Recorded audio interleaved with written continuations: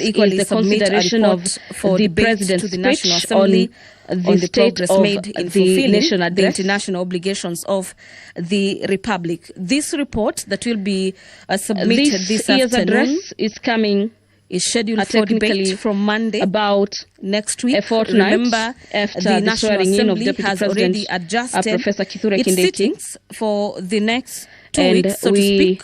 Expect the president and to among address the priority the measures business taken to is the achieve consideration the matters of national security, national values, the state and also of highlight the achievement address of his administration, such as the rollout as well as the uptick of the new social health insurance fund, popularly known as SHIF, that replaced a fortnight after National the swearing in of Deputy President Insurance Fund, Professor Kithure also Kindiki, known as NHIF. And so the president is currently to address with the speakers the measures of taken the National Assembly, the matters of national security, national values, and also highlight the achievement of his administration, as well as sign the rollout, as well as the uptick, bearing in mind that social health insurance fund is a visitor today that in the presence of Parliament. Thereafter, the National President will be ushered into the chamber also this known as afternoon NHIF. by the So the both President speakers is currently of with the speakers National Assembly of as well the as National the Senate. Assembly, I'm speaking about as well Speaker as Moses the Senate, Wetangula, where the as President well as the Speaker of the Senate, Honorable Amason Jeffa Kingi.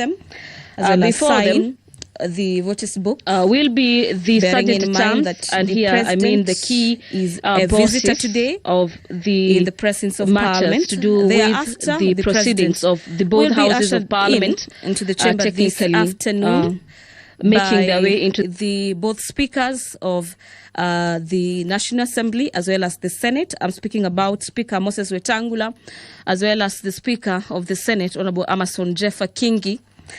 Before them will be the sergeant at arms, and here I mean the key bosses of the matters to do with the proceedings of the both houses of Parliament, technically making their way into the chamber this afternoon. And immediately after, the sergeant at arms carrying the mace make their way or do that step into the chamber this afternoon. The members of the National Assembly, as well as senators present and dignitaries present this afternoon, will be alerted that the Honorable President of the Republic of Kenya is already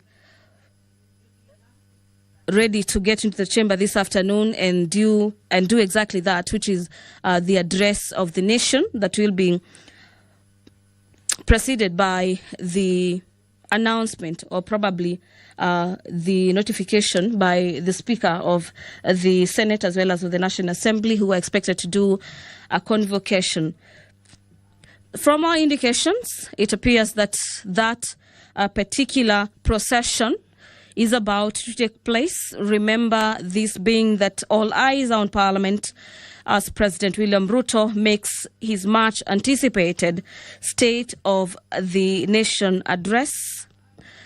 This State of the Nation address presenting a crucial opportunity for the President to outline his administration's progress, the challenges, as well as future plans in the period characterized by some so to speak, some economic turbulences, and there's heightened public expectations on this third State of the Nation address. It is technically a step-by-step march to the National Assembly's chamber this afternoon. And from your screens, you can see the maces of both houses of Parliament have made their way into the chamber this afternoon, closely followed by the clerks, as well as the President in between the two speakers, that is the Speaker of the National Assembly, as well as the Speaker of the Senate. And we expect the President to equally address matters to do with the cost of living. Dear viewers, allow me to hand you over back to the proceedings of these live proceedings, streaming to you live from the Parliament of Kenya and brought to you by the Kenya Broadcasting Corporation in conjunction with the Parliamentary Broadcasting Unit. My name is Gladys Mungai. Have yourself a great afternoon. Unasikiliza KBC Radio Taifa, sauti ya Kenya.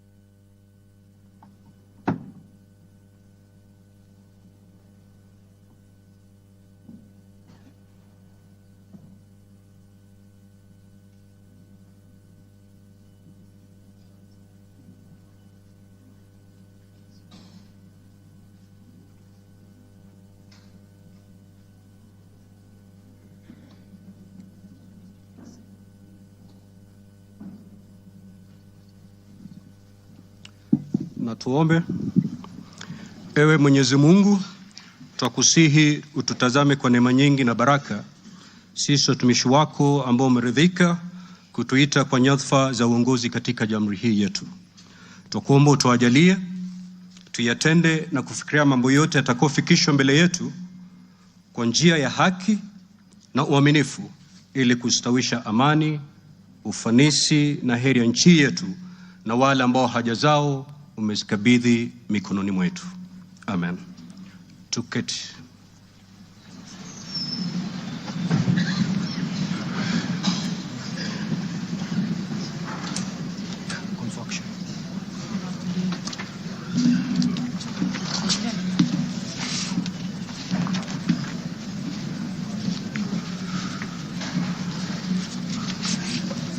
Order, honorable members.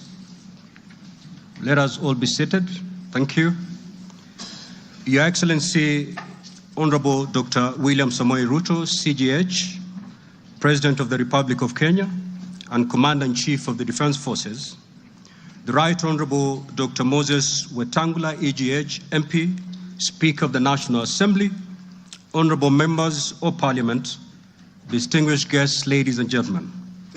Article 132, Subarticle 1B of our Constitution provides that the President shall address a special sitting of Parliament once every year and may address Parliament at any other time.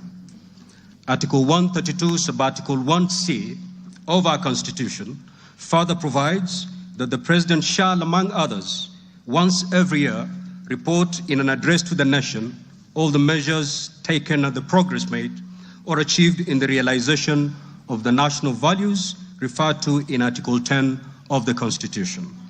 In addition, Article 240, Subarticle 7 of the Constitution requires the President in his capacity as the chairperson of the National Security Council to report to Parliament annually on the state of security in Kenya.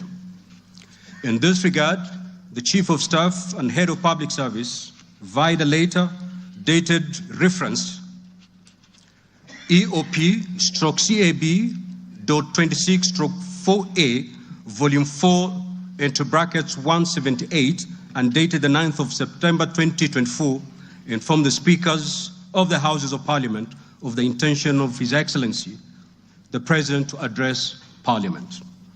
Consequently, and upon consultation, the address to Parliament by His Excellency the President was scheduled for today, Thursday, the 21st of November, 2024. Pursuant to Standing Order 25-2 of the Senate Standing Orders, I notified honorable senators of the place, date, and time of today's special sitting via Gazette Notice number 148/29, which was published in the Kenya Gazette on Friday, the 15th of November, 2024. Further, together with the Right Honorable Speaker of the National Assembly, I notified all members of Parliament and the general public of today's special sitting via notices placed in 3 local newspapers yesterday, Wednesday, the 20th of November, 2024. Accordingly, honorable members, this special sitting is properly convened. I thank you.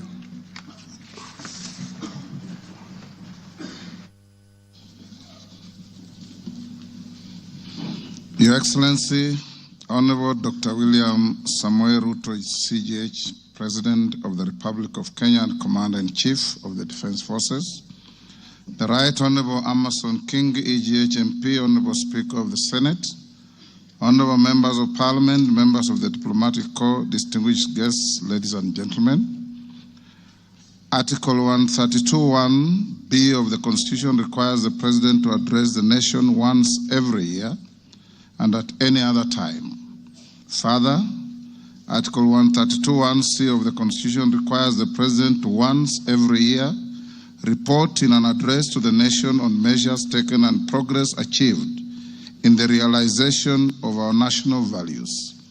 Additionally, Article 132(1)(c)(3) of the Constitution provides that the President shall submit a report for debate to the National Assembly on the progress made in fulfilling the international obligations of the Republic. In this regard, honorable members, by way of a message to the House, His Excellency the President conveyed his desire to address a joint sitting of the Houses of Parliament today, 21st November 2024.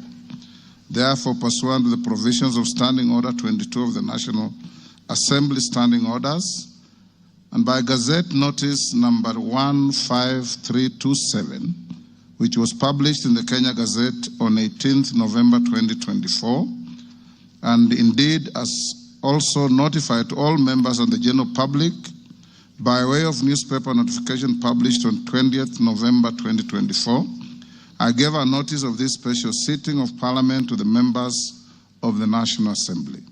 Accordingly, honorable members, this special sitting is properly convened. Your Excellency, honorable members, distinguished guests, ladies and gentlemen, this year's President's address comes at a time when the country is set to host the 14th edition of the East African Community Interparliamentary Games. The Interparliamentary Games shall bring together participants from the member states of the East African Community and the East African Legislative Assembly, and are part of the deepening, widening, and tightening of the integration process. The Games are scheduled to commence next month on 7th December 2024 in Mombasa County, and all is set in readiness for these Games. Moving on, Your Excellency, it's in the custom of Parliament to recognize invited guests seated in our galleries. I therefore wish to recognize the following guests who are seated in the Speaker's row. Her Excellency Mama Rachel Ruto, First Lady of the Republic of Kenya, and other members of the First Family. His Excellency Honorable Professor Kithure Kindiki, the Deputy President of the Republic of Kenya and the spouse of the Deputy President, Her Excellency Dr. Joyce Kithure. Honorable Musalia Mudavadi, EGH, the Prime Cabinet Secretary and Cabinet Secretary, Minister of Foreign Affairs and Diaspora Affairs.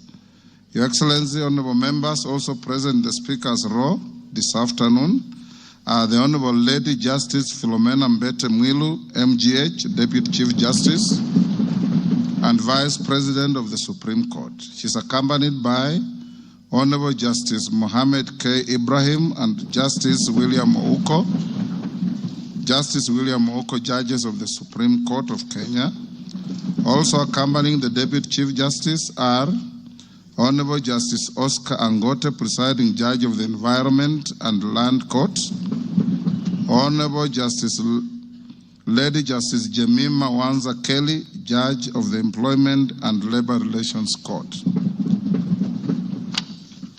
We are also honored to have in our midst the immediate former speakers of the Houses of Parliament, the Honorable Justin Bedan Njoka Muturi, EGH, the Cabinet Secretary for Public Service and Human Capital Development, the Honorable Kenneth Marende, EGH,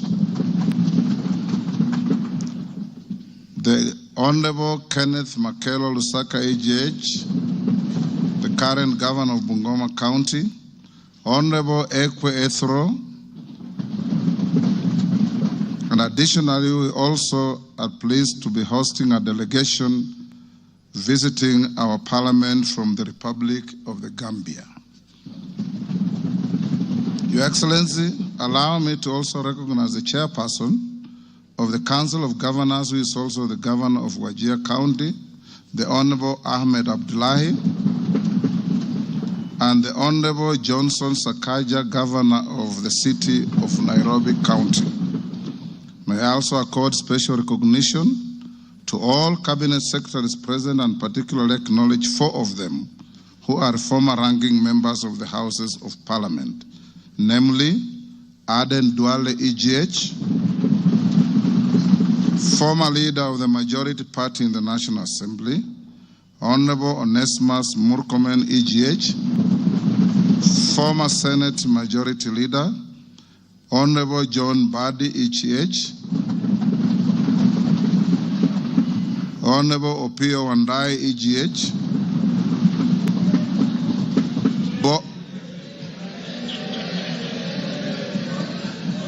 both former leaders of the minority in the National Assembly. I need not mention that His Excellency the Deputy President is a former leader of majority in the Senate.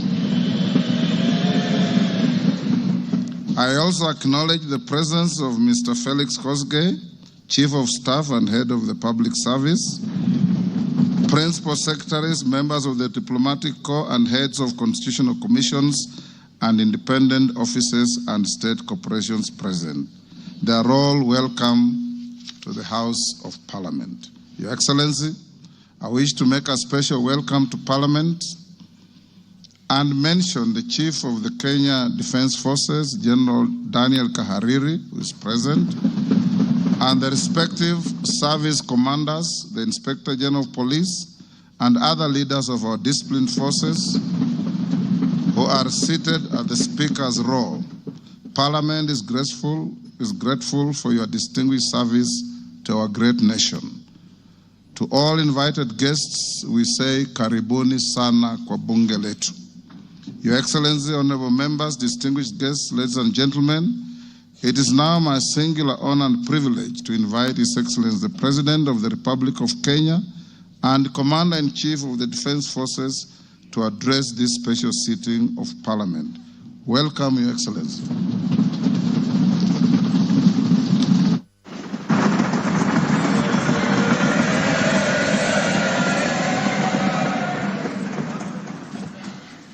Thank you very much, Mr. Speaker. The Honorable Speakers of Parliament, the Honorable Members, distinguished ladies and gentlemen, I'm honored to address you today in the fulfillment of the mandate vested in me under Article 1321C of the Constitution to report to you and to the people of Kenya on the measures we have taken and the progress we have made in realizing our national values and principles of governance, and to submit to you, honorable members, the progress made in fulfilling our international obligations.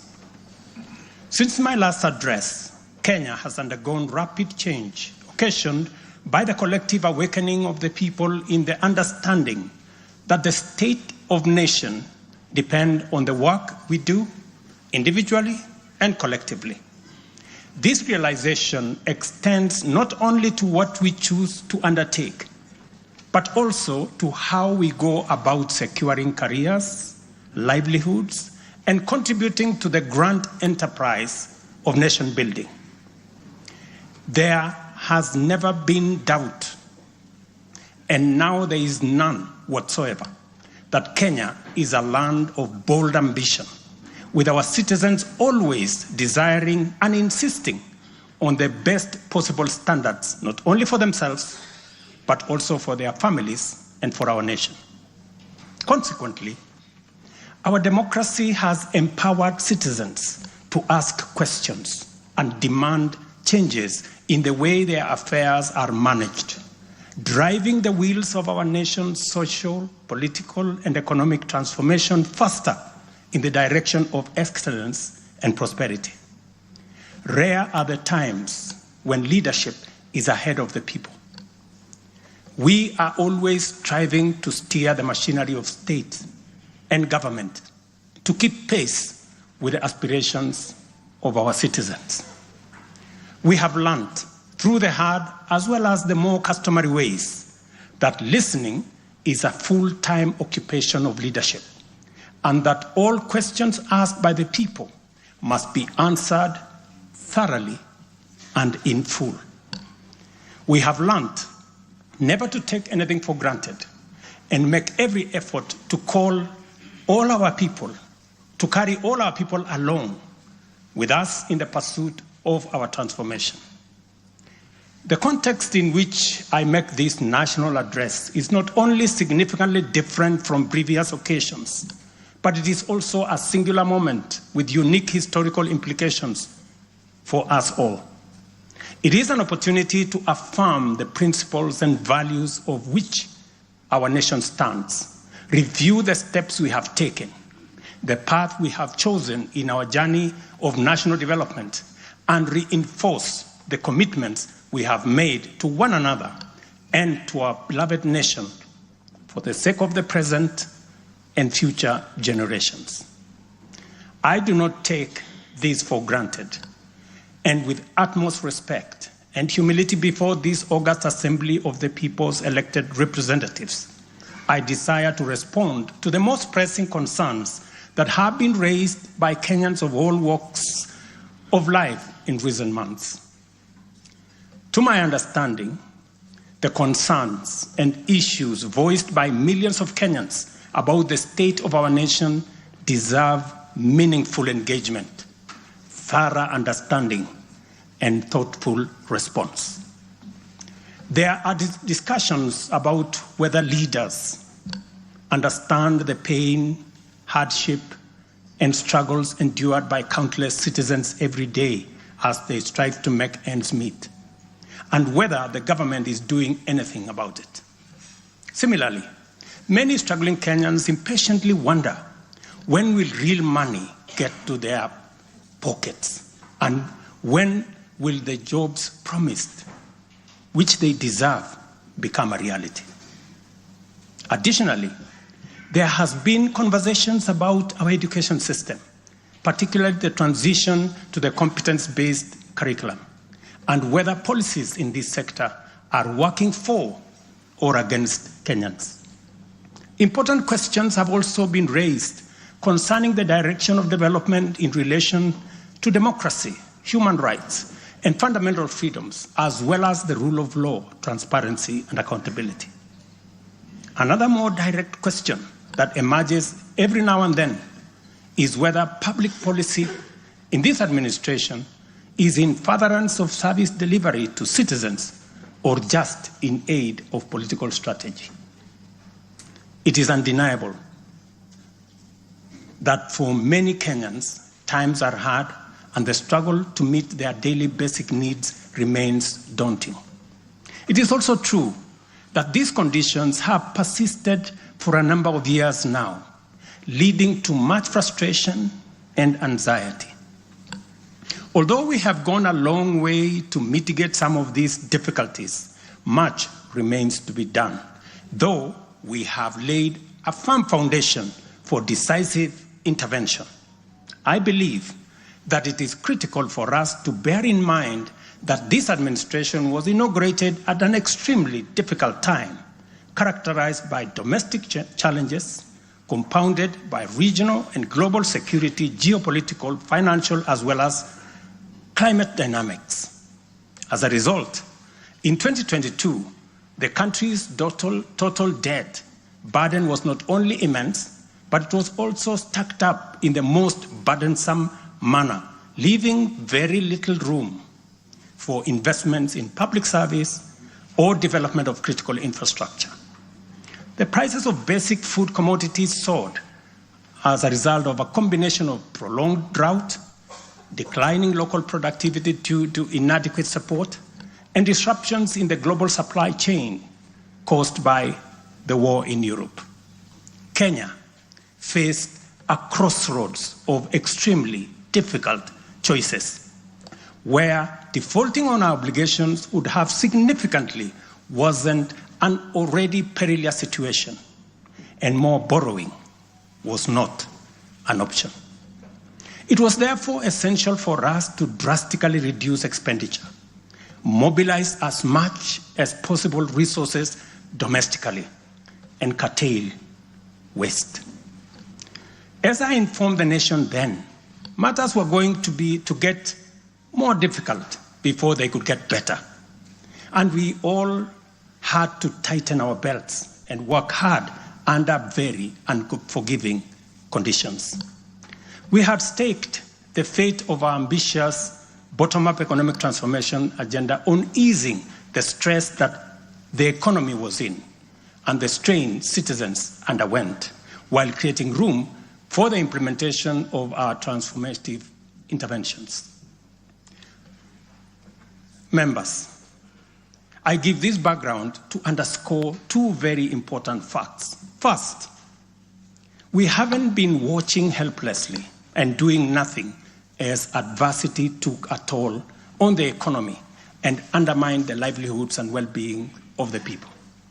On the contrary, we have been working tirelessly to steer the country away from the brink of unprecedented economic collapse and onto a more promising trajectory.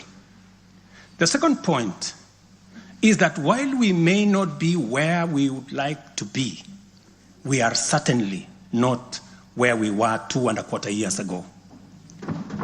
At the same time, the cost of living was substantially high, with prices of basic commodities beyond the reach of many households. Today, I'm proud to report that the macroeconomic indicators point to a positive turnaround and an upward trajectory. Allow me to highlight a few milestones that underscore this progress. The shilling has stabilized significantly, appreciating from Kenya shillings 162 to the dollar in February 2024 to Kenya shillings 129 today, a remarkable gain of 20%. This recovery has restored confidence in our financial markets and significantly reduced the cost of servicing external debt, creating fiscal space for our development imperatives. Inflation has declined dramatically from 9.6% in September 2022 to 2.7% in October this year, the lowest rate in 17 years. This achievement has been the consequence of favorable weather and our deliberate efforts to support farmers with affordable inputs, including subsidized fertilizer, leading not only to increased production but also productivity and lowering the prices of many cereals, including maize, pulses such as beans and peas. Our foreign exchange reserves have surged by US dollars 2.4 billion to hit a new record of US dollars 9.5 billion, providing a 4.8 month of import cover, the highest in 10 years. This resilience yields us or shields us from external shocks in the global economy and restores investor confidence. Ladies and gentlemen, interest rates are also trending downwards, reducing borrowing costs and freeing up fiscal space for growth-enhancing initiatives by business. Tax revenues have grown by 11.5% in the year to June 2024, reflecting the success of our tax-based expansion measures. The economy continues to grow steadily, recording a 5.6% growth rate in 2023, among the highest globally. We project 5% growth this year and 5.6% growth next year. Honorable members, our efforts to secure food security and stability are already bearing fruit. Since February, we have distributed subsidized fertilizer to 6.45 million registered farmers in 45 counties, enabling them to increase their yields. And this year, we have procured and through e-vouchers distributed 7 million bags of both planting and top dressing fertilizer to boost food production across the country. This intervention will see a projected increase in maize production, for example, to a record 74 million 90 kilogram bags. We have also concluded long-term agreements with 11 suppliers of assorted fertilizers so as to make this commodity available all year round. Fertilizer for the long rains season will be stocked in outlets nationwide, ensuring our farmers are ready to plant, grow, and produce. This forward momentum will not only increase our agricultural output, but also reduce our reliance on costly food imports, securing a more self-reliant and a more prosperous Kenya. This approach, rooted in my administration's policy to support production rather than subsidize consumption, has already made food more accessible, more affordable to many households. Today, Kenya boasts substantial national stocks. 47 million bags of 90 kilogram bags of maize are in our stores. 8.8 million bags of beans, 10.4 million bags of wheat, and 2.1 million bags of rice.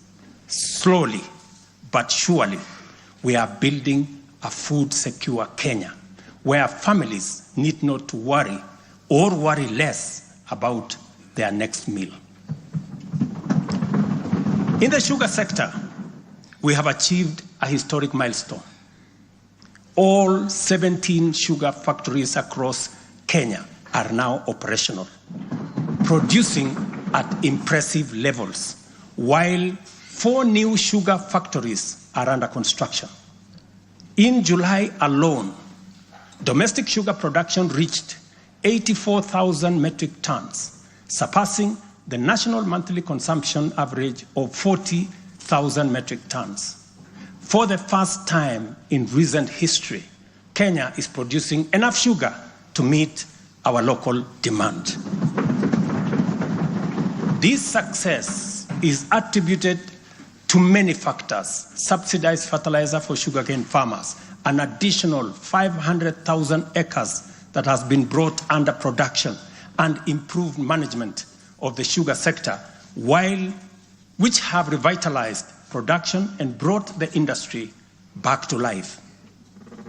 I just signed, as you know, the new sugar laws to provide further policy guidance as we seek to be a sugar exporting country shortly. In the coffee sector, we are on track to increase exports from 51,000 metric tons this year to 150,000 metric tons by 2027. The government has also raised disbursements from the Cherry Advance Fund from 2.7 billion to 6 billion Kenya shillings, complemented by an additional disbursement of 1.5 billion by the Commodities Fund. Average prices at the Nairobi Coffee Exchange have risen by 25%. And in the last financial year, the country produced and exported 48,000 metric tons, earning farmers Kenya shillings 25 billion. Additionally, 320,000 bags of fertilizer have been allocated specifically for the coffee sector, and we will be working with cooperatives to make sure this fertilizer is distributed at the nearest possible destination to the farmers. These interventions are expected to boost smallholder farmer earnings from Kenya shillings 300,000 to 500,000 per acre annually by the year 2027.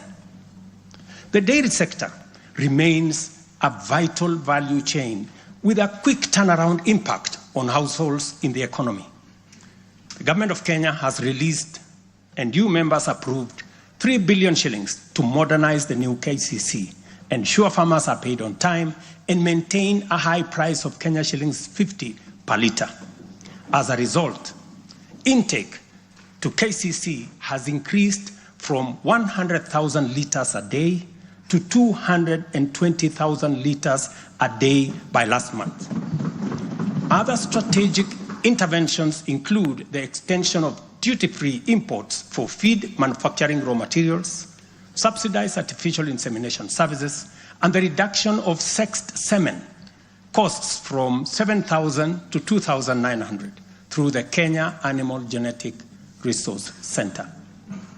These measures have led to a 14% increase in milk production from 4.6 billion litres in 2022 to 5.2 billion litres in 2023, with projections exceeding 6 billion litres this year. The value of exported dairy products has nearly doubled, rising from Kenya shillings 4.8 billion in 2022 to Kenya shillings 7.2 billion in 2023. These gains demonstrate how targeted policies can deliver tangible benefits to dairy farmers and drive growth in our economy. Honorable members, by 2022, the education sector was in a crisis with a lack of clarity in transition to the competence-based curriculum, a shortage of 110,000 teachers, and 23 out of 40 public universities were technically bankrupt and at risk of closure. Among those facing severe challenges were huge institutions such as my own alma mater, University of Nairobi, Kenyatta University, Moi University, Egerton University, Maseno University, Masinde Muliro University. To address this issue in our education sector, we have already hired, as you know, members, 56,000 teachers and are in the process of recruiting another 20,000 by January next year. We have also ensured the seamless transition of learners from primary to junior secondary and domiciled grades 7, 8, and 9 in primary school, optimizing the use of existing infrastructure, ensuring the safety of young learners, and protecting parents from the high costs associated with boarding schools far away. Recognizing the financial challenges faced by our universities and TVETs, we introduced a new student-centered higher education funding model. This model gives priority to the most vulnerable students, offering them up to 95% government support, while also pulling our universities back from the brink of collapse. The remaining challenges for a few universities, like Moi University, are related to internal administrative and governance issues, which I have given firm instructions that they should be addressed. To further enhance access to higher education, we launched the Open University of Kenya, and this House approved that exercise, paving the way for more students to achieve their academic goals. The institution's first cohort of students is scheduled to graduate next week on the 29th of November 2024.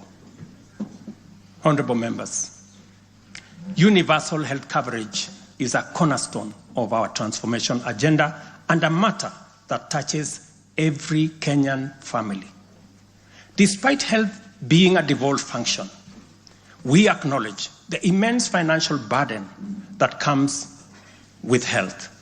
Counties have struggled with shortages of medicine, equipment, sometimes staff, hindering service delivery and leaving countless Kenyans with suboptimal access to health care.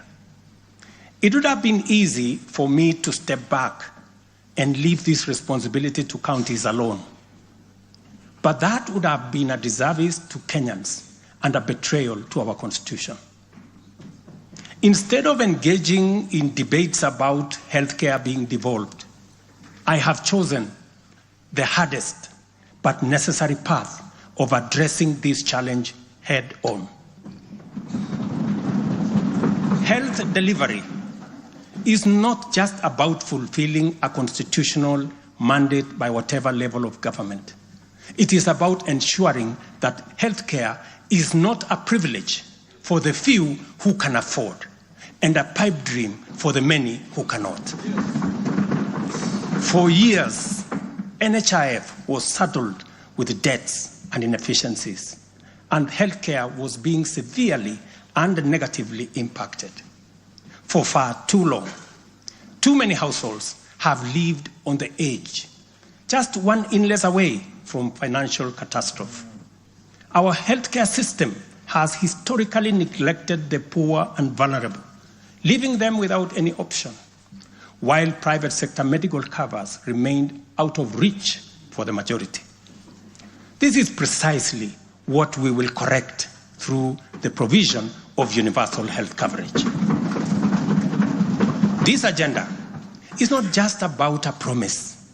It is about a bold commitment to deliver health through transformative financing reforms, making healthcare accessible and affordable, digitizing our healthcare services to enhance efficiency, eliminate fraud, and stop corruption, and to empower a skilled and motivated health workforce. To honor our commitment on the universal health coverage, I signed into law 4 groundbreaking legislation on the 19th of October, passed by this August House. The Social Health Insurance Act replaced the outdated National Hospital Insurance Fund and established the Social Health Authority, which oversees 3 essential funds. This modern framework ensures that every Kenyan, especially the most vulnerable, can access quality healthcare services when they need it most. The shift from the National Health Insurance Fund model to Taifa Care is fundamental and radical in both scale and character. NHIF, if I give you a bit of example, NHIF served a few salaried Kenyans and those who could afford to pay. But Taifa Care covers every Kenyan, regardless of employment or financial status. Secondly, despite serving a limited class of citizens, NHIF nevertheless accumulated billions of shillings of debt because of misalignment between contributions and the actual cost of healthcare. Taifa Care has undertaken an accurate costing of all healthcare-related goods and services in order to provide timely, effective, and efficient service to every Kenyan that is affordable. Additionally, the NHIF had a waiting period lasting between registration and eligibility for service. I think it was like about 3 months. Under Taifa Care, citizens are eligible for all services upon registration. I therefore urge every Kenyan to take the most important step in securing dependable health care for themselves and their families. Register. Register now or at the earliest possible opportunity. Honorable members, for the first time in our nation's history, free primary health care is increasingly becoming available at dispensaries, health centers, and hospitals. Ambulance and emergency services are also slowly but surely being made available at no fee. Under Taifa Care, we have introduced a comprehensive benefits package that brings specialized care, such as cardiothoracic surgery, within reach for many Kenyans without the burden of financial strain. Through the Digital Health Act, we are revolutionizing healthcare delivery. Every step of the process, from registration, eligibility checks, to claims is now digitized. By eliminating unnecessary human interaction, we are tackling corruption, reducing inefficiencies, and ensuring that resources are used where they are needed most. As a result, the good news, SHA will pay all October claims in full by next week. And it will continue like that going into the future. To date, over 15 million Kenyans have enrolled in diaper care, and more than 60% of employers have successfully transitioned into its framework. The newly established Social Health Insurance Fund empowers citizens to contribute towards accessing a broad range of healthcare benefits. This represents a seismic change from the old reactive healthcare model to a forward-looking system that prioritizes prevention and preparedness. Once the transition from NHIF is complete and SHIP becomes fully operational, Kenya will have a healthcare system that guarantees dignity, peace of mind, and equitable access for every citizen for the very first time in our 60 years of independence. Honorable members, we have launched an ambitious healthcare program, one that Kenya has always needed and deserved.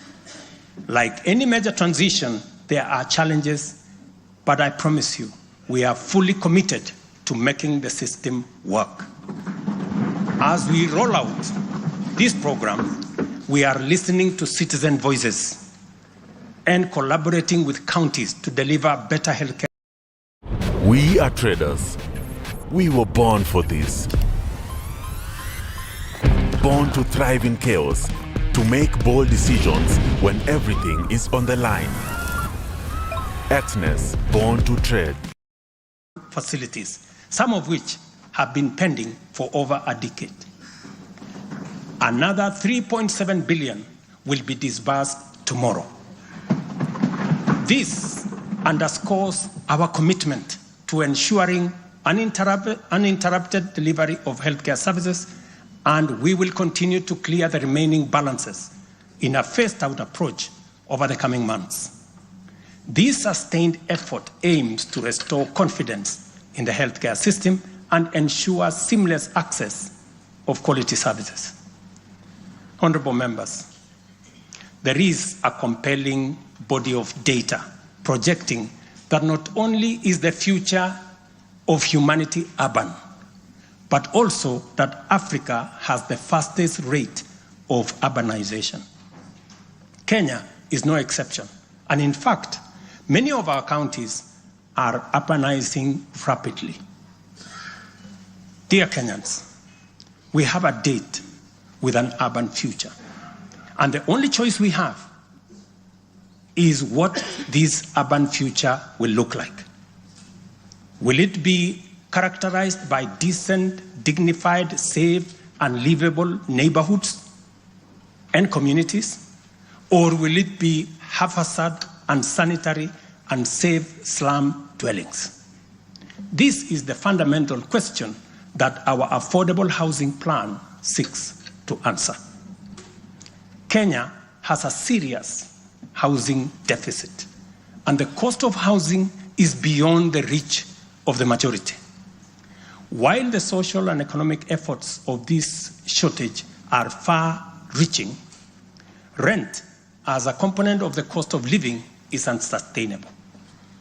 People are forced to choose between enduring long, punishing commutes to faraway homes or taking up less desirable spaces within reach.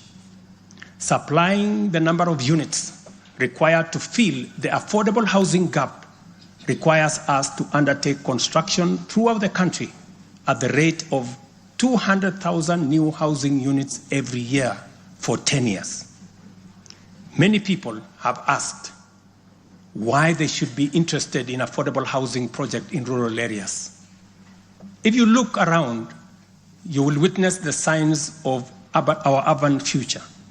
Land sizes are becoming smaller as the population grows in rural agricultural areas. To protect agriculture and food security from the effects of uncontrolled land fragmentation, urbanization must be planned and must be controlled. And the affordable housing program is therefore a vital component of integrated land use planning and development program that we are implementing throughout the country and in every county. Each unit of housing drives demand for different types of labor, professional services, and materials, bringing laborers, masons, bricklayers, artisans, electricians, and carpenters, as well as architects, engineers, and quantity surveyors, lawyers, real estate economists into the equation. Affordable housing is also a major opportunity for manufacturers, developers, and other industries. In other words, the economic boost from housing pillar of our bottom-up economic transformation agenda is significant and undeniably much needed. As we speak, affordable housing now directly accounts for 164,000 new jobs created over the past 1 year. Honorable members, today marks a significant milestone in our journey towards providing decent and affordable housing for all. After 2 years of hard work under the Affordable Housing Program, I am proud to announce, and you have seen it in the newspapers, the launch of the sale of the first 4,888 housing units, now in completion, across 21 social housing projects. These units, comprising studios, 1-bedroom, 2-bedroom, and 3-bedroom homes, are tailored to meet the needs of our people, offering 1,041 social housing units, 2,133 affordable housing units, and 1,714 affordable middle-class housing units in 24 counties. I invite every Kenyan above the age of 18 to join this historic journey towards home ownership. Guided by our principle of fairness, one ID, one house, every eligible Kenyan is encouraged to express interest, visit these developments, view the show houses, and engage with on-site staff who are already too willing to assist. The allocation process will be transparent and equitable, ensuring that every qualified applicant has an equal opportunity to own a home. Honorable members, as part of the government's endeavor to build a nation grounded in intergenerational equity, opportunities, and empowerment for all Kenyans, we have made significant strides in implementing another key pillar of our manifesto, labor migration. This initiative seeks to harness Kenya's abundant human capital by creating meaningful job opportunities abroad, empowering our citizens, and positioning Kenyan talent on the global stage. Since July 2023, we have successfully facilitated employment of 105,367 Kenyans across multiple countries in a wide range of jobs. These opportunities span professional, semi-skilled, skilled, and unskilled sectors, including positions for nurses, teachers, and chefs. The National Employment Authority, the lead agency driving our ambitious initiative to create jobs opportunities for qualified Kenyans locally and internationally, currently has a role of 560,000 job openings worldwide. I have encouraged many members to participate in this space. Our focus extends beyond destinations such as the United Kingdom, Canada, Australia, Bahrain, Oman, United Arab Emirates, Germany, Saudi Arabia, Kuwait, and Qatar. We are also expanding our reach by actively negotiating bilateral labor agreements with new potential markets, including Russia, Poland, and Jordan. These efforts are driven by our commitment to open up new pathways for employment, ensuring that Kenyans are well represented in the global workforce. In the digital economy, we are expanding last-mile fiber optic connectivity using the extensive Kenya Power Transmission Lines network to the most remote and underserved areas of Kenya, and making significant strides to establish digital and ICT hubs. This has created a foundation for digital transformation, enabling IT economy workers, young digital creators, and entrepreneurs to access a wealth of opportunities locally and globally. By bridging the digital divide, we are empowering our youth to compete on an equal footing in the global marketplace and showcasing Kenya's ingenuity and innovation. I congratulate members of this august House for being part of this grand digital plan. Your support, encouragement, and effort is duly recognized. We have also prioritized the empowerment of individuals within the informal sector by unlocking their potential through targeted investment. This includes accessible loans, capacity building programs, and regulatory reforms designed to ease growth. A notable achievement is the partnership with the banking industry, which I participated in a month ago. This extended an additional 150 billion in loans to micro, small, and medium enterprises, complementing the government's efforts to nurture this vital sector. On financial inclusion, we have made remarkable progress through the Hustler Fund. To date, this innovative initiative has disbursed Kenya shillings 60 billion, benefiting 24.6 million Kenyans and mobilized over 3.3 billion in savings. The fund maintains a repeat customer base of 8.5 million beneficiaries with a repayment rate of 79%. To mark the fund's second anniversary, we have taken a bold step by launching a third product specifically tailored for small and medium enterprises. This new initiative will initially target 2 million beneficiaries who have demonstrated a strong credit history with the fund. By so doing, we aim to create a pathway for these entrepreneurs to transition into the formal banking system, thereby deepening financial inclusion and strengthening the SME sector. This milestone underscores our commitment to build a financially inclusive and economically resilient nation. The progress we have made has been possible only because the people of Kenya have been courageous, strong, determined, and patriotic. It has also been enabled by a number of early interventions under our bottom-up economic transformation agenda, and at the same time, created space for us to implement the agenda in full.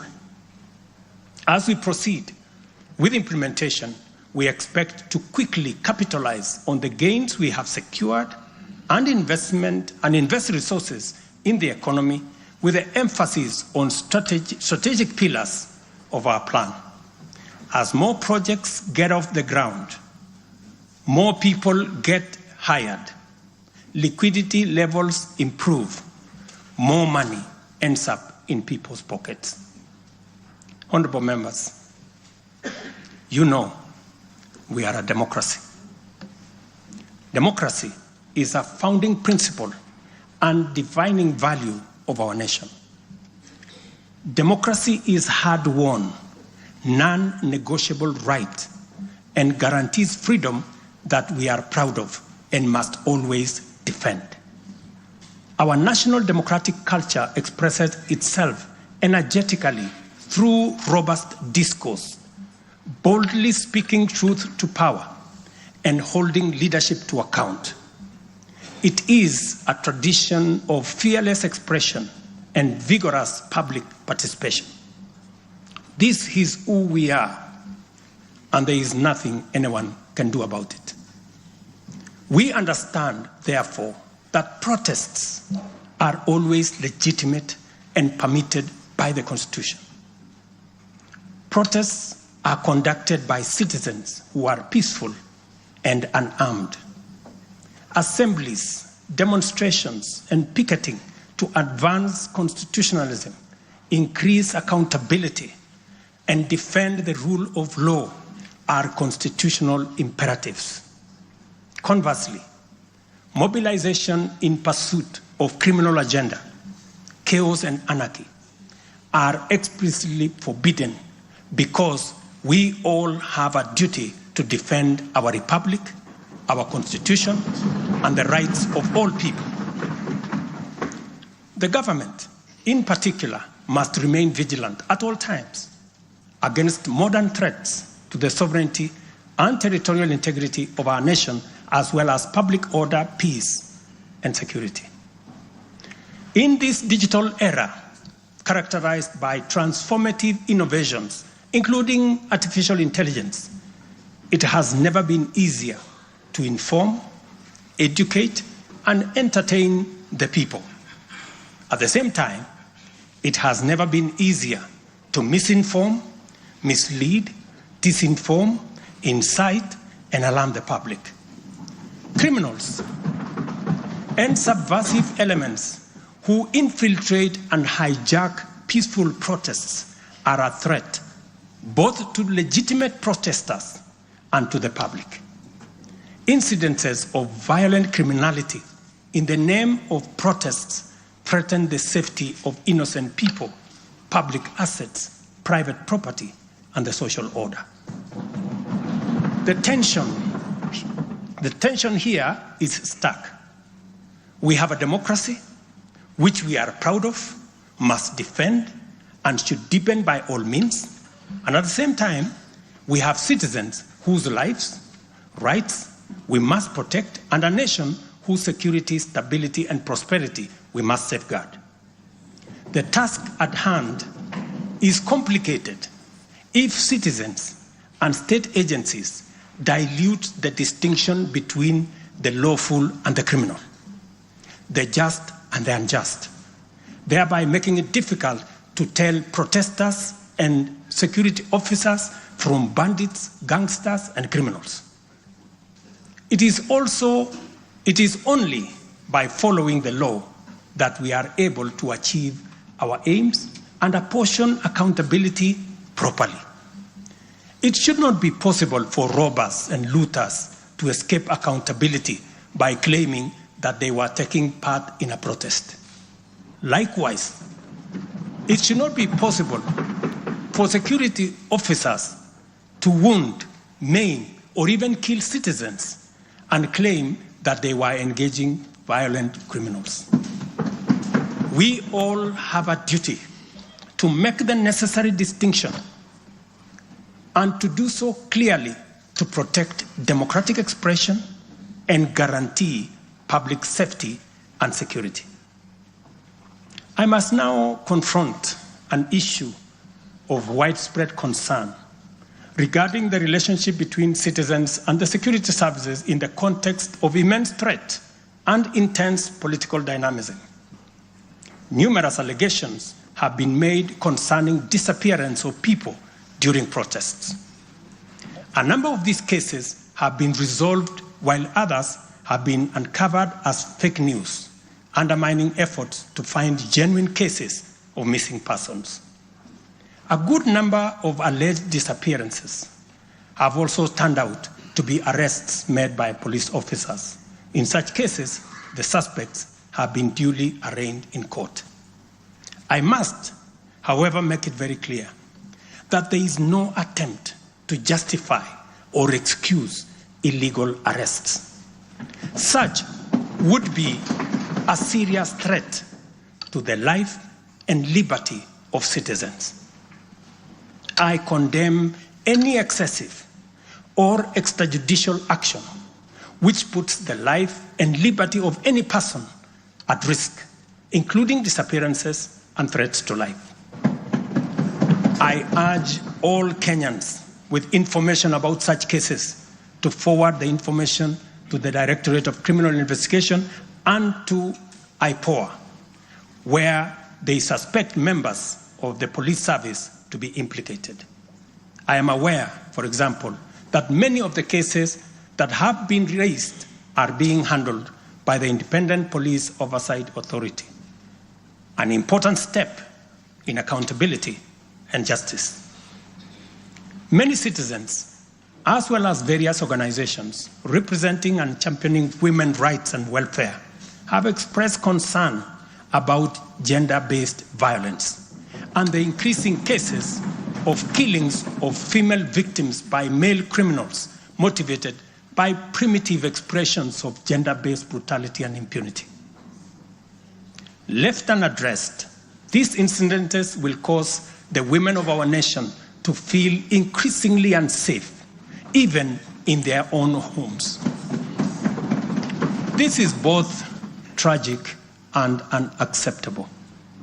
It also complicates, in disturbing ways, the struggle by Kenyan women for inclusion, for equality, for dignity, social justice, their rights, their protection, a section of our society that has been marginalized for a long time. I am aware that most of these cases of murder of women by men have been investigated and prosecuted. It is my hope that in due course, those found culpable will face the full force of the law. Members, it is time for each of us, political leaders, public officers, religious leaders, traditional institutions, and family members, to do our part in raising boys into morally upright men who will never need to affirm their masculinity at the expense of women. But instead contribute to making our society just, safe, equal, and inclusive. I appreciate women leaders who have taken time to engage me and propose solutions to address this issue. I have held discussions with other leaders in government, and I have tasked the Deputy President to reach out and facilitate collaborative, broad-based, and multi-sectoral deliberations and recommend effective and radically transformative and affirmative action within the next 6 months. This Parliament will recall that early in my tenure, I engaged the leadership of both houses with recommendations on a working formula to actualize meaningful inclusion of women in national leadership. We must seriously question the drivers and the motives of resistance and reluctance to take the next step in actualizing the 2/3 gender rule. We must call out those who continue to sabotage this right of women to contribute to the governance of our nation. Women are not second-class citizens. They deserve equal representation at all levels.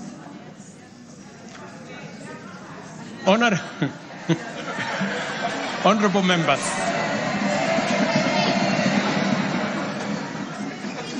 without a doubt, honorable members, without a doubt, every shilling of our national revenue matters and must be used to deliver maximum value to Kenyans.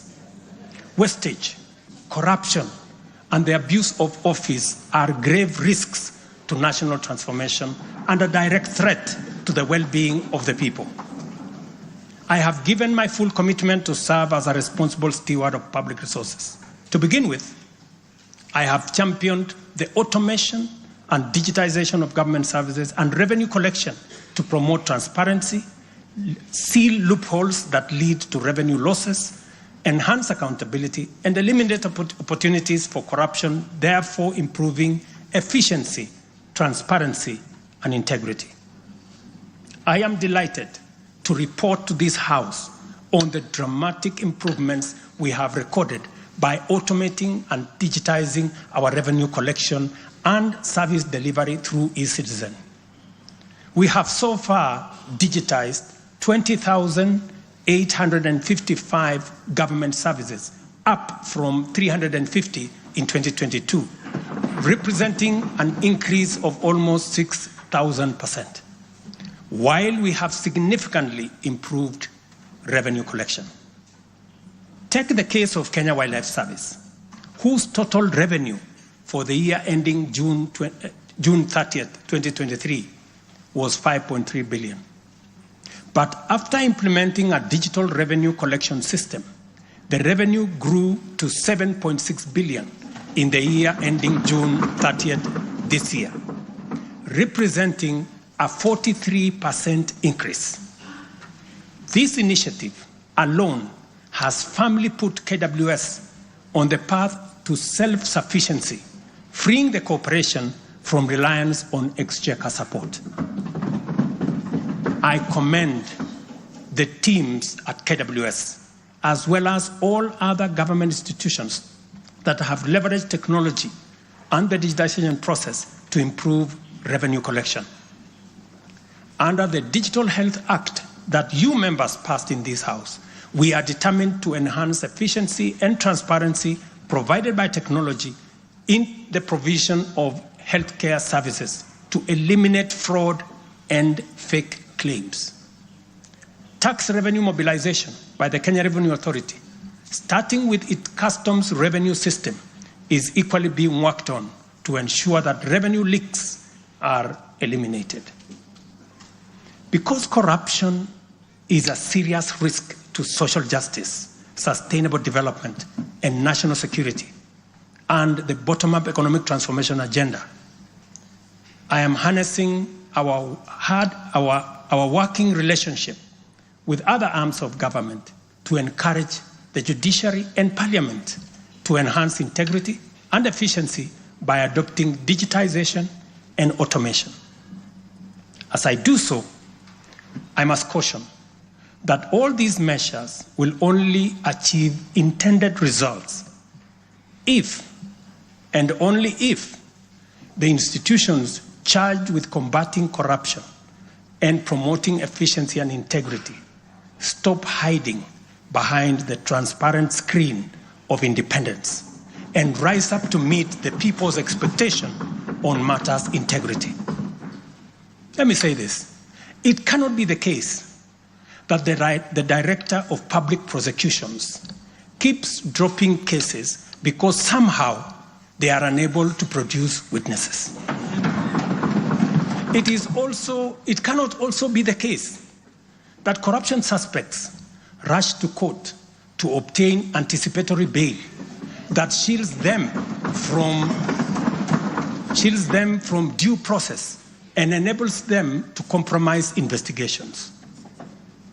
There is also no reason for corruption cases to drag in our courts for years, when the same courts are able to determine election petitions and related disputes within 6 months. Members, it is also unacceptable for the Houses of Parliament to deny the nation a much-needed instrument in the war against corruption by continuing to sabotage the passage of the Conflict of Interest Bill.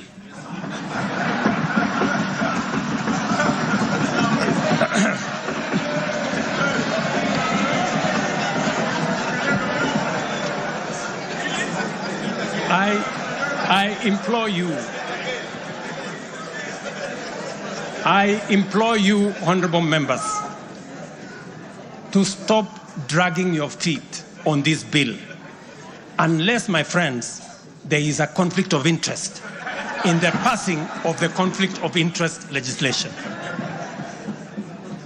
Similarly, the National Treasury has been dragging its feet in the implementation of an e-procurement system for the last 10 years. Today, I have directed the National Treasury to roll out the e-procurement system by the end of the first quarter of 2025 and ensure that going forward, only procurement undertaken through this system is sanctioned and paid for. Of the many difficult assignments I have undertaken, this fight against corruption is one I now take on with resolve going forward. Let this serve as notice to all. Independent institutions charged with this responsibility must up their game, pull up their socks, and match up to the expectations of the people of Kenya. Honorable members, I have stated in the past and now reiterate today that in the face of undisputed evidence or credible information on corruption, I will not hesitate to take decisive action. Accordingly, I now direct, in furtherance of the principles enshrined in Article 10 of the Constitution on transparency and accountability, and based on new information provided by investigative agencies and partner nations, that the procuring agencies within the Ministry of Transport and the Ministry of Energy and Petroleum immediately cancel the ongoing procurement process for the JKIA expansion public-private partnership transaction, as well as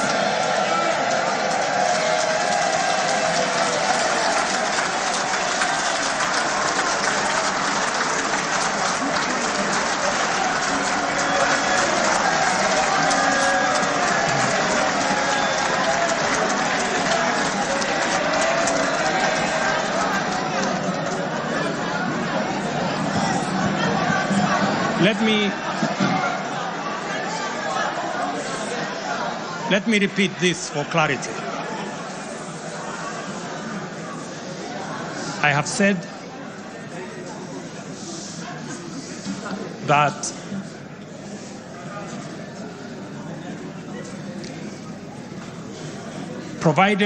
because of the information that has been provided to us by partner nations, I have directed agencies within the Ministry of Transport and the Ministry of Energy and Petroleum to immediately cancel the ongoing procurement process for JKI expansion public-private partnership transaction, as well as the recently concluded Ketrago transmission in public partnership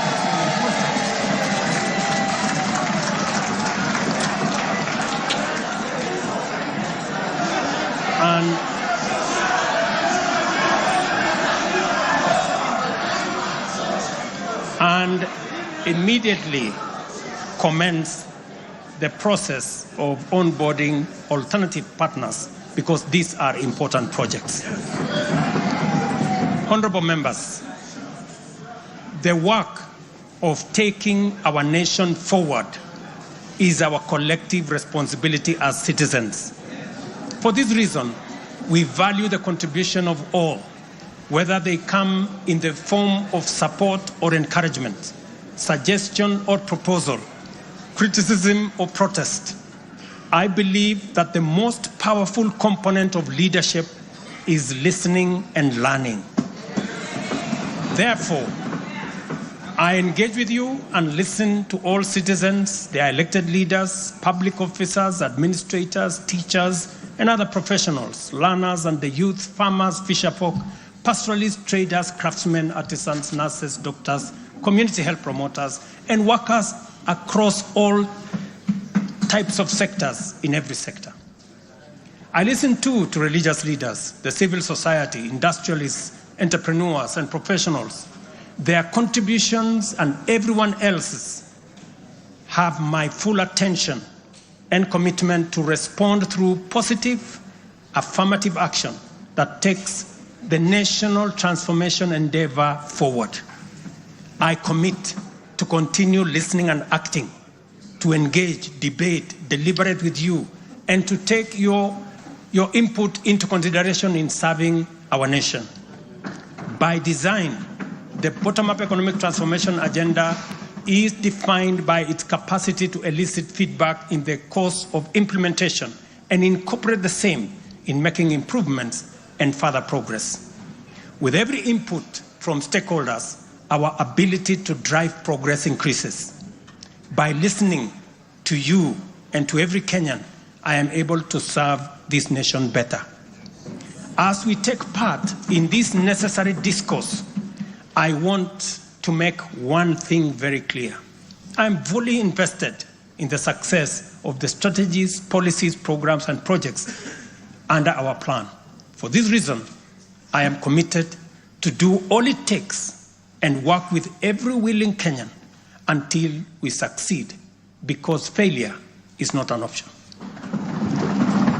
Given the challenges our nation has faced, it has become clear, honorable members, that overcoming these obstacles requires the collective energy, the collective wisdom, ideas, and goodwill of Kenyans of all political, cultural persuasions, religious beliefs, and walks of life. The wisdom of entrenching national unity and inclusivity as a national value in our Constitution is clearly evident. Our diversity is our source of power. And this moment in the history of our nation calls for radical collaboration to transcend our challenges. We do not have the luxury of magnifying our differences. It is time for all of us to pull together and usher the nation into the future of our dreams. With this in mind, I initiated extensive consultations with leaders from across all divides, public and private. Through these engagements, we resolved to reimagine unity and inclusivity and harness the full potential of our nation through bipartisanship, which culminated in the formation of the broad-based cabinet. The imperative to accommodate the contribution of leaders across the aisle inspired us to constitute the broad-based government, a partnership based on shared purpose and premised on a commitment to bring our national values into action to turbocharge the implementation of the transformation of our nation. Being a farmer myself, transformation is like farming. A lot of resources are invested in plowing the land and planting the seeds, after which there is nothing to see for all the work except stretches of bare earth. Impatience might lead to anxiety and lamentation of the waste of effort in seed buried in the earth.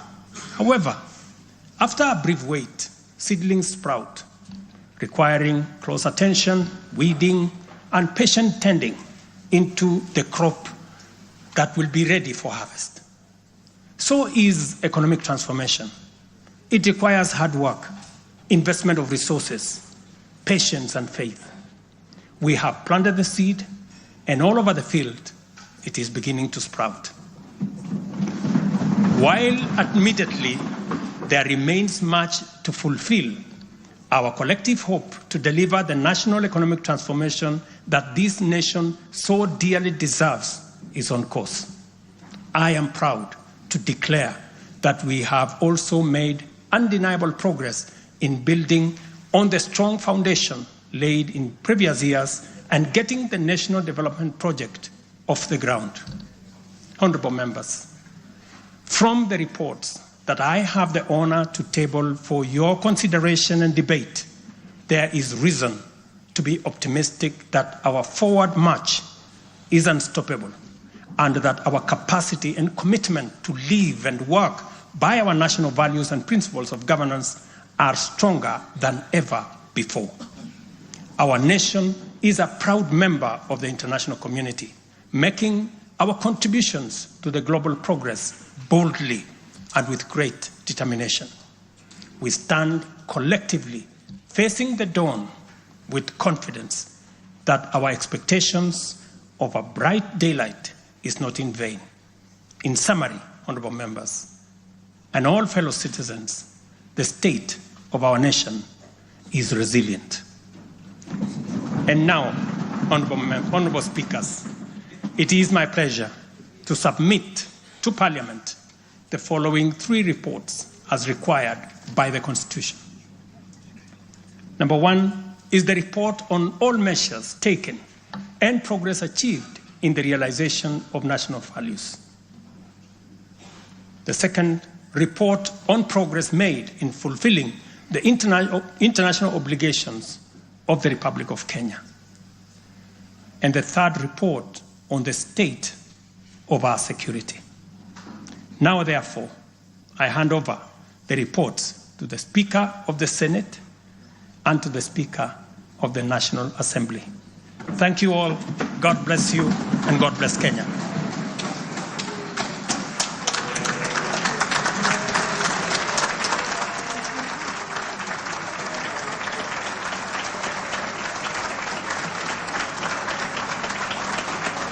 Well done.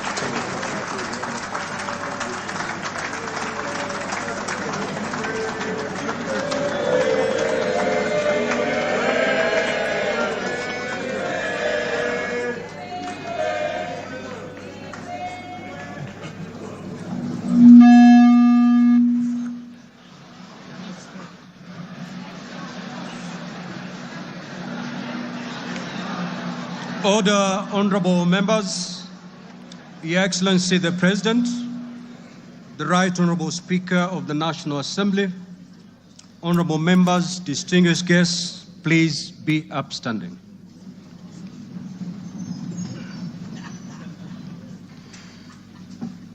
Conclusion of the business of the day, and it is now time to adjourn.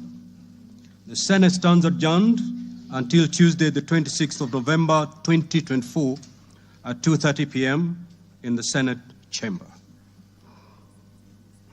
Honorable members of the National Assembly, the National Assembly now stands adjourned until Monday, 25th November 2024, at 2:30 p.m.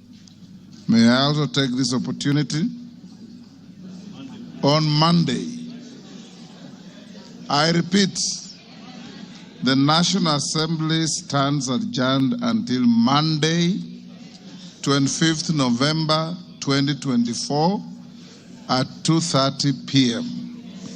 May I take this opportunity to invite all honorable members and our guests to a reception at the Parliament courtyard.